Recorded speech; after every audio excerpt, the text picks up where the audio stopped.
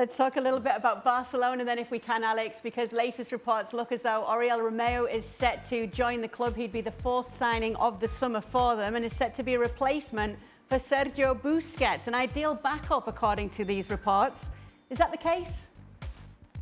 I think it would be quite a sensible move from Barca. And I mean, sensible isn't always an adjective that we've associated with Barca in recent seasons, but look, he's a good player. He was one of the best players in La Liga in his position last season. Romeu, it's a deal that they can do.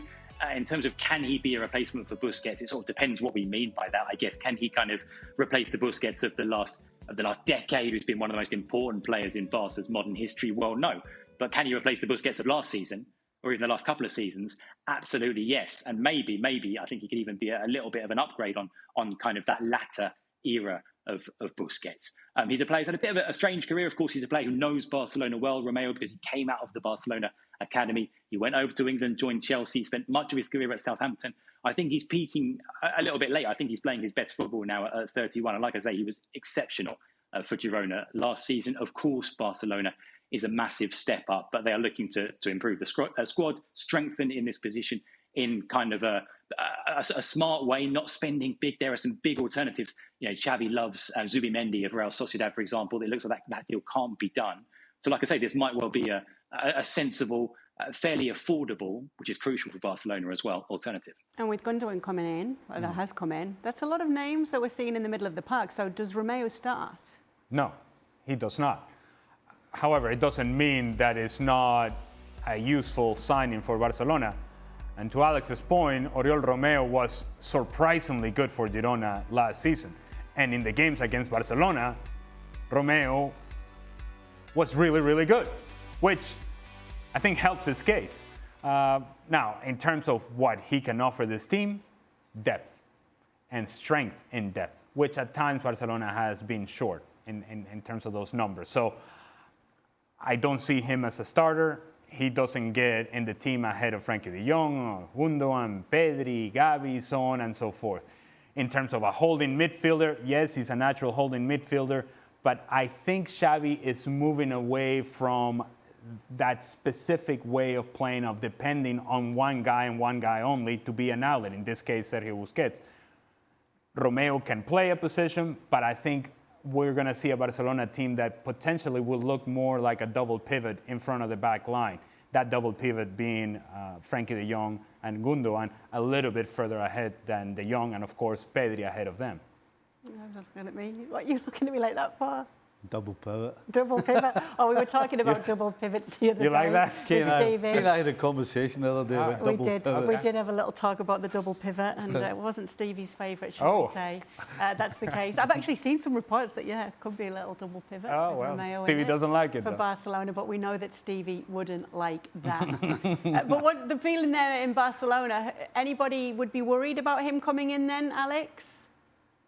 I don't think so. Look, I mean, it's not a signing. It's not the most exciting signing in the world. It's not going to have anyone, dancing in the street. But like I say, I think it makes sense. And you've already brought in someone like Ilkay Gundogan, who is a really, really exciting signing, one of the best players in the Premier League for Manchester City last season. So I think you can then bring in another midfielder, like I say, a more cost-effective option at the right kind of stage of his career. And like I say, crucially, it's a deal that they can do for a price that they could afford. So I don't think anyone would really be unhappy with this, even if it isn't, like I say, the most kind of thrilling signing or a player that's going to be a long-term replacement for Busquets. No, but in the short term, like I say, it makes sense. I don't think Frank Kessie's going to be too happy. Well, time will tell, hey? Time will tell. Wonder what Sergino Dest is thinking at the moment, because you wonder if he got the memo on how his future... I know exactly what he's thinking. This is what he had to say. He said, I see myself staying at Barcelona this season. Xavi told me, I'll give you a chance to prove yourself. I think you have qualities, but it's up to you. You have to show me. And I fully agree, I have to show my qualities and be consistent. Joan Laporta, speaking on transfer targets to Mundo Deportivo, said we need to sign a right back and two midfielders to complete the team. So it seems there is a difference of opinions. What's going on here? And different viewpoints, Alex, in terms of Dest's future at Barcelona.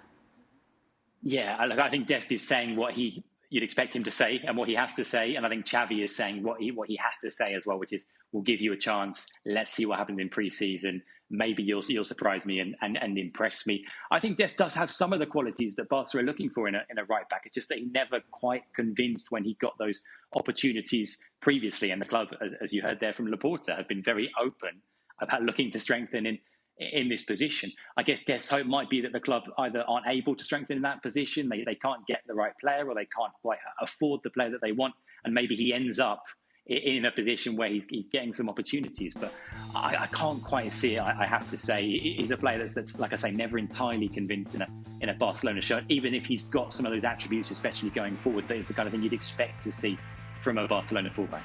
What do you say, Ali Moreno? I agree with John Laporta. That's what I say. Barcelona haven't had a credible right back since the best version of Dani Alves. And since then, it's been a whole combination of all sorts of different players.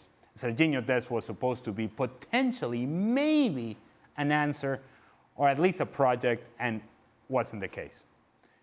And while he may get an opportunity to prove himself, I'm not quite sure what that means, because there was an opportunity to prove himself last season, and Xavi said, hey, you're not part of the plans, you got to get. So Xavi has already made his decision on Sergino Dest, but since you haven't signed that new right back that you think would be a credible player for you and an asset for you, you have to keep everybody happy, and therefore you have to tell Sergino Dest, you're going to get a chance. Is he realistically? I don't think so. Well, thank you very much for watching ESPN on YouTube. For more sports highlights and analysis, be sure to download the ESPN app. And for live streaming, premium content, and let's not forget as well, ESPN FC 7 days a week. Subscribe to ESPN+.